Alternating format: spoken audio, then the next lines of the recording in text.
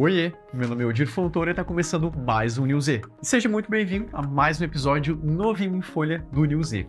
Dessa vez, você vai entender aí o significado da Torre Eiffel. Sim, essa, gente, que é um grande símbolo de Paris, lugar onde vai ser realizado agora a edição 2024 dos Jogos Olímpicos. E o sertanejo, eu vou te contar como surgiu o gênero musical aqui no Brasil. Você vai adorar? Roda a vinheta.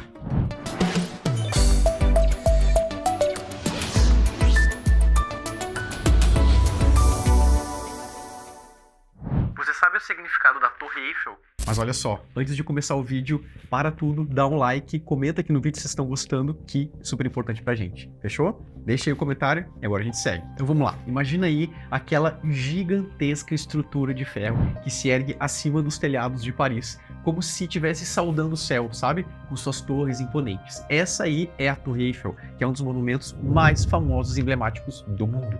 Mas para a gente entender o motivo da existência dessa torre, vamos voltar um pouquinho no tempo. Vamos voltar lá atrás, em 1889. Nesse ano, Paris se preparava para sediar a Exposição Universal, um evento que ia celebrar o centenário da Revolução Francesa, ou seja, a Revolução tinha acontecido 100 anos antes, em 1789. Um cara chamado Gustave Eiffel, renomado engenheiro aí e empresário francês, ele propôs, gente, a construção de uma torre de ferro para ser o destaque dessa feira, para marcar aí o progresso tecnológico da França nessa era industrial. Então a visão dele era criar uma estrutura que fosse única, grandiosa e que captasse a capacidade humana na época de ir longe, de alcançar o céu. E de fato, naquela época, a construção da Torre Eiffel foi uma verdadeira façanha da engenharia do século XIX. Com mais de 300 metros de altura, ela era aí a estrutura mais alta do mundo, na época da conclusão.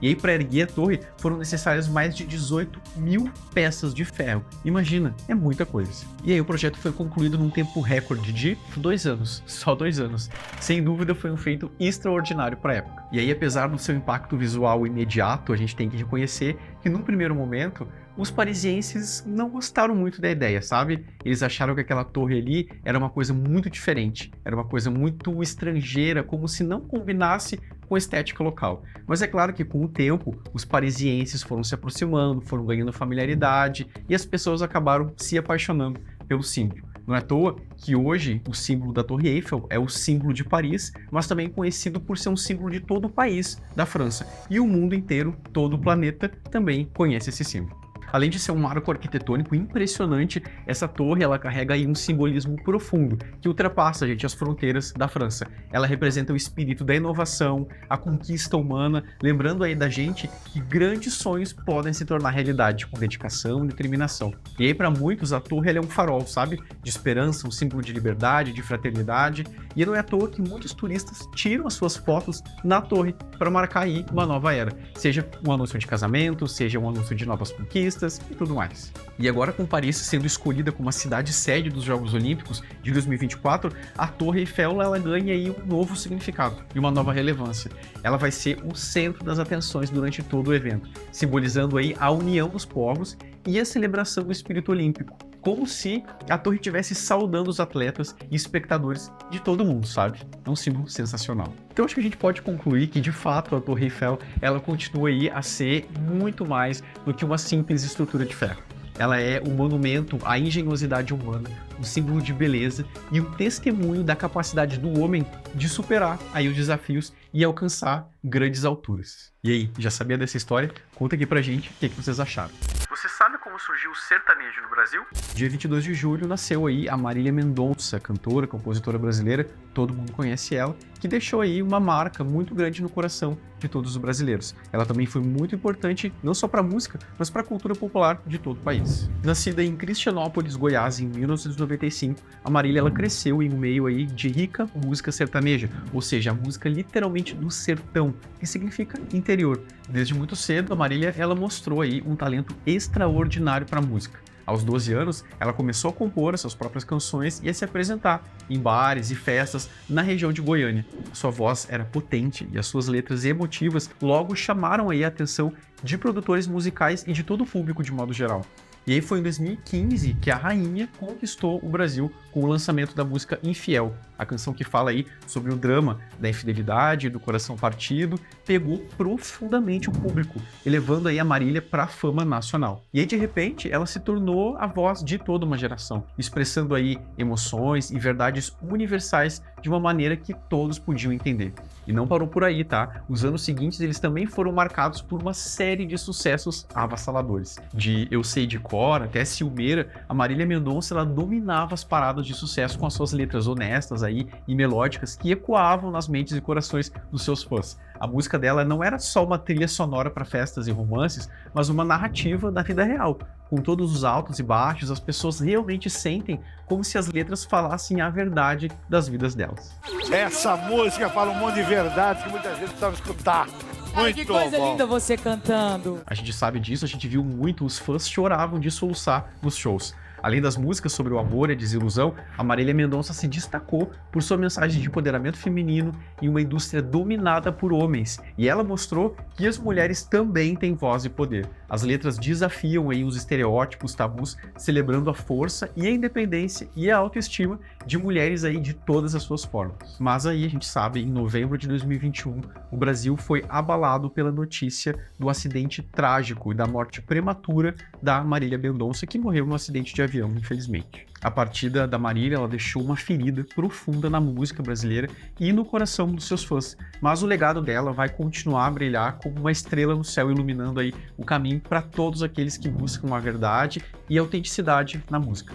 Ela segue vencendo, viu? As paradas musicais, elas sempre destacam a Marília. E aí a voz dela até pode ter se calado, mas as suas canções, elas vão ecoar para sempre. A Marília Mendonça não é só uma coleção de músicas, mas sim uma linda história de amor, de luta, de autenticidade. Ela não apenas cantou sobre a vida, mas viveu cada nota com intensidade e com paixão, tocando aí os corações de todos aqueles que tiveram o privilégio de conhecer ela através da sua música. Mas vem cá, você sabe como surgiu o sertanejo? Na verdade, o sertanejo, ele é um gênero musical que nasceu aí nas raízes do interior do Brasil, carregando aí as tradições, as histórias, os sentimentos de um povo que vive nas áreas rurais do país, ou seja, nas áreas mais afastadas das grandes cidades. A origem, ela está muito ligada à vida simples e desafiadora dos sertanejos, que encontraram aí na música uma forma de expressar as suas vivências no mato, as alegrias, as tristezas, as esperanças, e, em resumo, faziam disso uma arte. O sertanejo, ele tem as suas raízes aí na cultura dos povos que habitavam o interior do Brasil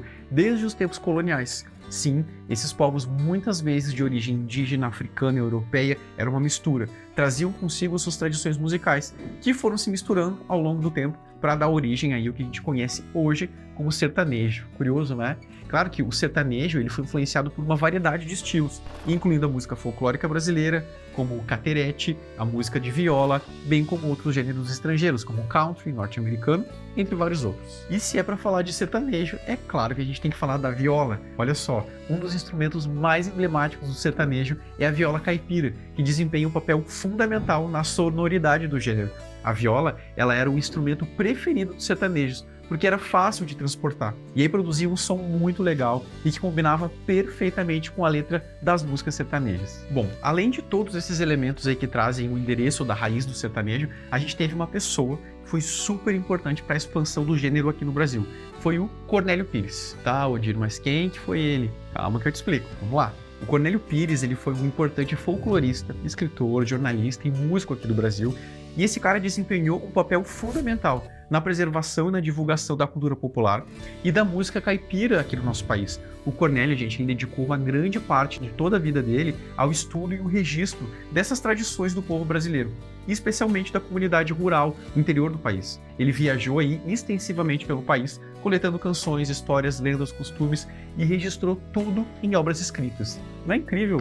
Esse sim foi um descobridor do sertanejo. E aí com essas pesquisas ele chegou até mesmo a gravar várias canções que vão se tornar aí clássicos do gênero, contribuindo aí para a popularização da música caipira em todo o país, em todo o Brasil. Na época dele, ele deu oportunidades para os artistas iniciantes gravarem as suas músicas e compartilharem suas histórias, ajudando a lançar aí as carreiras de muitos talentos no cenário musical brasileiro. Não é incrível? É sensacional. E ó, de fato, com certeza em algum momento da vida de vocês, já ouviram alguma música sertaneja ou conhecem alguma.